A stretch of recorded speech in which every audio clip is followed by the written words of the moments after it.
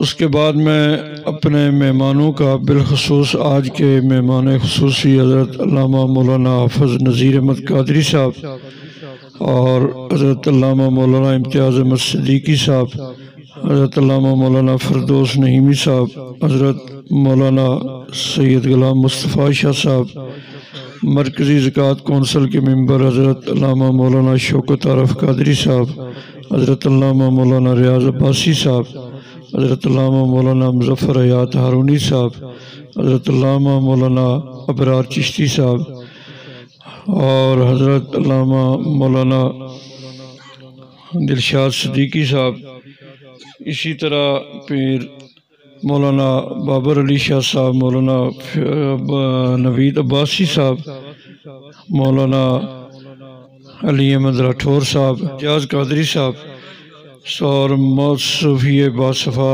سائیں محمد ابراہیم خان صاحب قادری، اور ابھی حال ہی سے حرمین سے آنے والے علامہ اشتیاق صاحب، ان کے علاوہ جتنے نعت خواں حضرات ہیں، میں فرداً آپ سب کا شکریہ ادا کرتا ہوں۔ بہت سارے احباب کو وقت کی کمی کی وجہ سے، مولانا شوکت صاحب کو، مظفر حیات صاحب کو، سائیں صاحب کو اور دیگر بہت سارے علماء کو وقت نہیں دے سکے۔ میں معذرت خواہ ہوں، چونکہ دعا کے بعد دور کے مہمانوں نے سفر کرنا ہوتا ہے، اس لیے جو ہے وہ محفل کو کلوز کرنا پڑا۔ تو حضرت یہاں جہاں آپ تشریف فرما ہیں، میں آج بڑی لمبی آخر میں کرتا رہتا ہوں لوگوں کے تعارف کے لیے، تو اب چونکہ دعا کا وقت ہے، لمبی بات نہیں۔ آج سے 123 سال قبل حضرت پیر سید سید علی شاہ صوابی رحمۃ اللہ علیہ کا وصال ہوا، یعنی 123 سال آپ کے وصال کو ہو گئے ہیں، اور اللہ کے فضل و کرم سے 123 سال سے تسلسل کے ساتھ عرس شریف جاری ہے۔ اس میں کوئی تعطل نہیں ہوا، اور سال میں ایک نہیں، دو نہیں، تقریباً 6-7 عرس یہاں پہ ہوتے ہیں، اور یہ سلسلہ سارا سال جاری رہتا ہے۔ حضرت صوابی رحمۃ اللہ علیہ کا سلسلہ عالیہ چشتیہ نظامیہ ہے۔ آپ حضرت خواجہ فاضل شاہ صاحب گڑھی شریف کے جو ہے وہ مرید تھے، اور حضرت خواجہ فاضل شاہ صاحب شاہ سلیمان توسوی رحمۃ اللہ علیہ کے مرید، اور اس طرح یہ سلسلہ حضور اجمیری سے ہوتا ہوا مولا علی تک پہنچتا ہے، اور نسباً بھی آپ تقریباً 35 سلسلے سے آپ کا سلسلہ مولا علی تک پہنچ جاتا ہے، اور 35 ہی واسطوں سے یا 34 واسطوں سے سلسلہ طریقت جو ہے مولا علی تک اور پھر سرکار تک پہنچتا ہے۔ آپ کی جو شہرت تھی حضرت اپنے دور میں، ولی کی شہرت الگ تھی، لیکن بنیادی جو آپ کی شہرت تھی وہ ایک عالم دین کی تھی، اور اس ڈوگرا دور کے اندر جب شاید ہی اس پورے خطہ کشمیر میں سری نگر یا پونچھ کے اندر کوئی دینی درسگاہ ہو، پھر جو ہے صوابہ شریف کے اندر دینی درسگاہ تھی، جہاں حضرت پیر سید سید علی شاہ رحمۃ اللہ علیہ خود دورہ حدیث تک بچوں کو پڑھاتے تھے، اور آپ کے طالب علموں میں صرف انسان ہی نہیں، بڑے بڑے انسان، بڑے بڑے عہدوں پر فائز لوگ بھی پڑھتے رہے، اور جنات بھی آپ سے آ کر تعلیم حاصل کرتے ہیں۔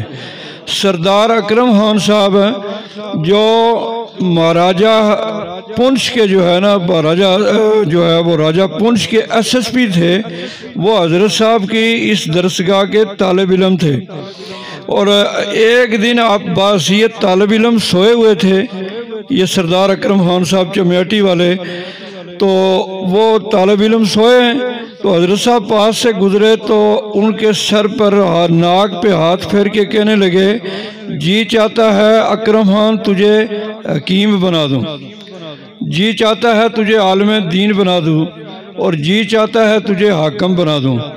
حضرت نے جو 3 باتیں کی، آپ بہترین حکیم بھی تھے، اپنے وقت کے عالم دین بھی تھے، اور اللہ نے آپ کو ڈوگرا دور کے اندر ایس ایس پی کا عہدہ بھی عطا کیا۔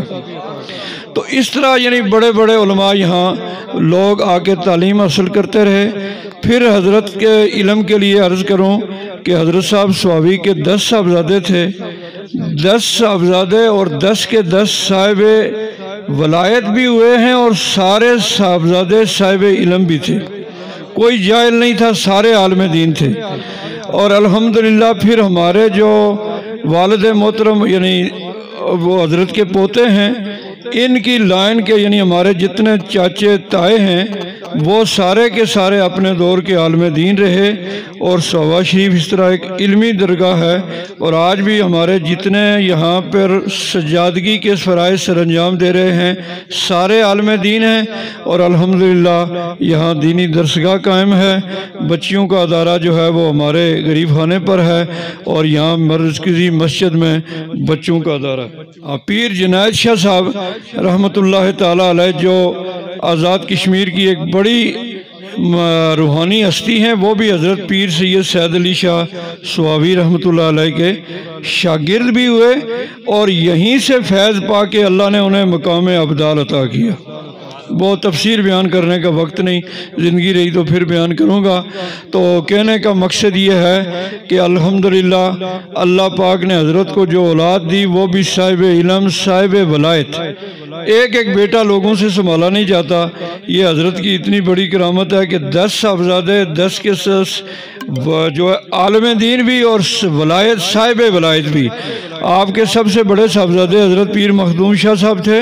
حضرت پیر سید علی شاہ سواوی رحمۃ اللہ علیہ کے دور میں ان کو اتنا کمال ہو گیا تھا کہ لوگ ان کو پالکی میں بٹھا کے اپنے حلقے میں لے جاتے تھے، اپنے والد محترم کے دور میں۔ یعنی اس طرح کی جو ہے وہ شخصیات آپ کی اولاد میں سے ہیں۔ اور پھر شریعت کا جو آپ کے ساتھ تعلق تھا، علامہ صدیقی صاحب بھی بیان کر رہے تھے۔ حضرت یہ یہاں نالہ ہے، اس سے سامنے پار تھا حضرت صاحب سواوی کا مکان۔ ایک دن یہ نالہ چڑھ گیا اور یہ مسجد ہے ساتھ مزار کے۔ آپ یہاں پہ آ کے صبح کی نماز جماعت کے ساتھ نہیں پڑھا سکے، خود جماعت کے ساتھ نماز پڑھاتے تھے۔ نالہ چڑھنے کی وجہ سے آپ نے وہ نماز بغیر جماعت کے گھر میں پڑھی۔ اسی دن اس مکان کو چھوڑ کے یہ سامنے جو آپ کا مکان ہے یہاں تشریف لے آئے، اور یعنی ایک نماز جماعت سے قضا ہوئی، نماز قضا نہیں ہوئی۔ اور آج حضرت کا مرید ہو کر کوئی نماز نہ پڑھے تو پھر وہ سچا مرید نہیں ہے۔ جماعت سے قضا ہوئی تو وہ دنیا کا یہ مکان چھوڑا۔ دوسری دفعہ صبح کے وقت آپ کے پیٹ میں درد ہوا، اور آپ اس تکلیف کی وجہ سے صبح کی جماعت نہیں کروا سکے۔ اپنے صاحبزادہ صاحب کو بھیجا کہ آپ جا کے مسجد میں جماعت کرائیں، تو اسی دن فجر کی نماز گھر میں پڑھی، اور چاشت کے دوسری رکعت کے دوسرے سجدے میں آپ کا انتقال ہو گیا۔ یعنی پہلی نماز قضا ہوئی، دنیا کا مکان چھوڑا، دوسری نماز قضا ہوئی تو یہ جہان ہی چھوڑ دیا۔ یہ آپ کا شریعت پہ عمل تھا۔ تو کہنے کا مقصد یہ ہے کہ الحمدللہ جس درگاہ پہ آپ حاضر ہیں، یہ اللہ کے فضل و کرم سے دین کی آبیاری کرنے والی، دین کی اشاعت کرنے والی، دین پہ چلنے والی درگاہ ہے۔ اور آج بھی اس درگاہ کا یہی پیغام ہے کہ جو بھی حضرت کا عقیدت مند ہے اسے دین سے دور نہیں ہونا چاہیے۔ وہ نمازی ہوگا، وہ پرہیزگار ہونا چاہیے، اسے روزے پابندی سے رکھنے چاہیے۔ اگر حج فرض ہے تو حج کرنا چاہیے، زکوٰۃ فرض ہے تو زکوٰۃ دینی چاہیے، اور باہمی اتحاد و اتفاق کے ساتھ رہنا چاہیے۔